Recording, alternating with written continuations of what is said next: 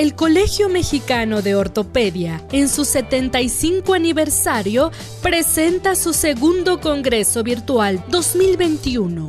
El doctor Francisco Bernardo Linares Restrepo es médico cirujano y especialista en ortopedia y traumatología por la Pontificia Universidad Javeriana de Bogotá, Colombia.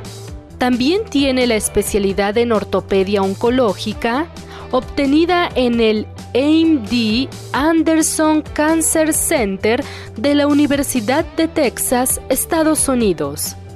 Es miembro de diversas asociaciones, tales como la Sociedad Chilena de Ortopedia, la Multinational Association of Supportive Care in Cancer y la Asociación Colombiana de Osteoporosis, de la cual ocupa el cargo de vicepresidente. Actualmente se desempeña como coordinador de ortopedia oncológica en la Clínica del Country en Bogotá, Colombia. El doctor Linares hablará sobre ¿qué hago cuando tengo un paciente con sarcoma previamente tratado de forma inadecuada? Hola, ¿cómo están? Un saludo desde Bogotá, Colombia. Mi nombre es Francisco Linares y muchas gracias al Colegio Mexicano de Ortopedia y Traumatología por la invitación a ser parte de este módulo de tumores del sistema musculoesquelético.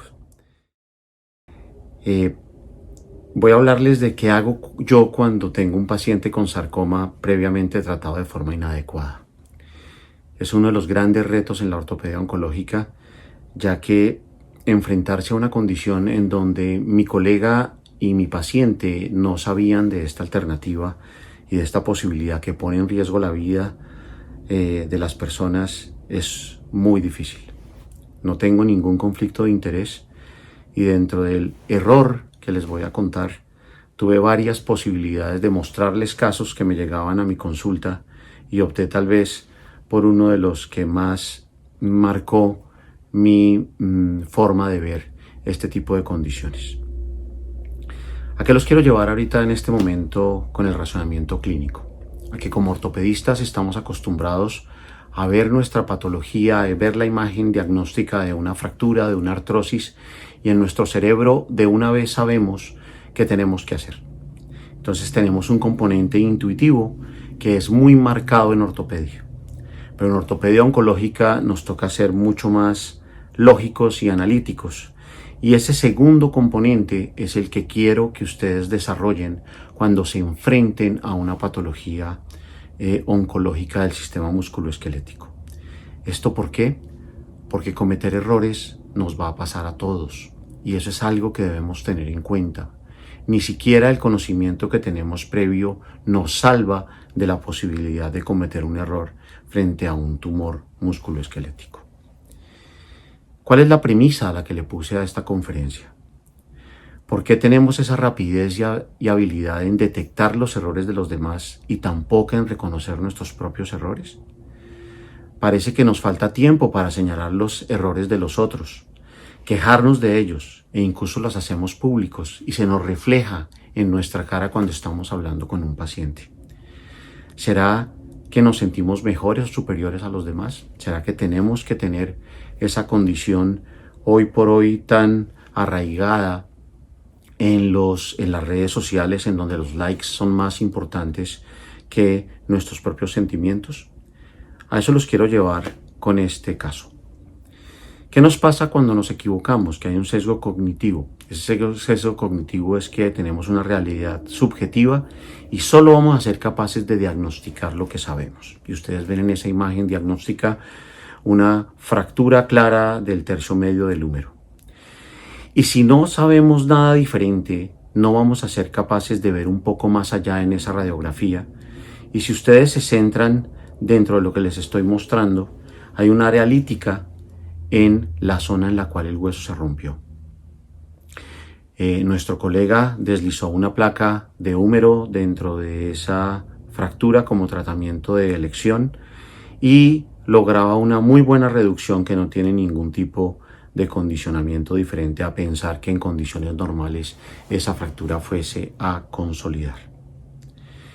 Pero cuando nos llega la ortopedia oncológica y comenzamos a darnos cuenta que 3 meses después nuestro paciente comienza a presentar una masa en el tercio medio y que se comienza a ver más lítico la zona en la cual se puso la placa, pues ya no podemos llorar sobre la leche derramada y pensar o mostrarle a nuestro paciente el error que se cometió previo, sino que tenemos que partir de esa realidad y ser capaces de llegar a un diagnóstico.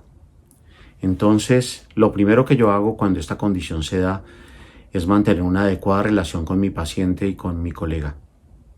Y como les decía anteriormente, el que no se me note en la cara la ansiedad que me llega a producir el enfrentarme a una patología oncológica como esta, que ustedes pueden ver ahí la resonancia del momento en el cual el paciente llega conmigo y tiene esa gran masa de tejidos blandos y corresponde a un sarcoma de Ewing.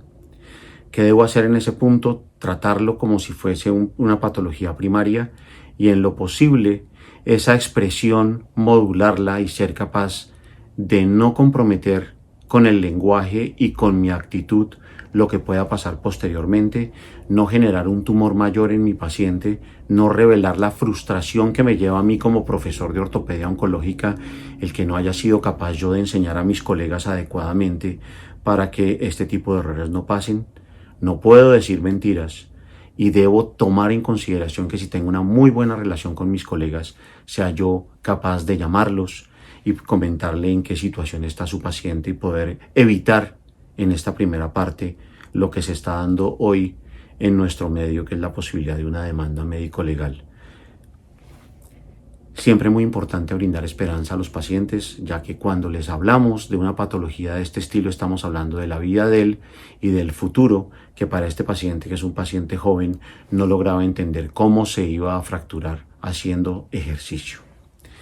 Cuando ya me enfrento a la enfermedad, es muy importante el enfoque y tengo que conocer si la biopsia se tomó antes. Si la biopsia se tomó antes, debo pedir habitualmente una revisión por un patólogo, oncólogo, especialista idealmente en patología osteomuscular, que nos permita tener un acercamiento muy claro al tipo de tumor que estamos enfrentando.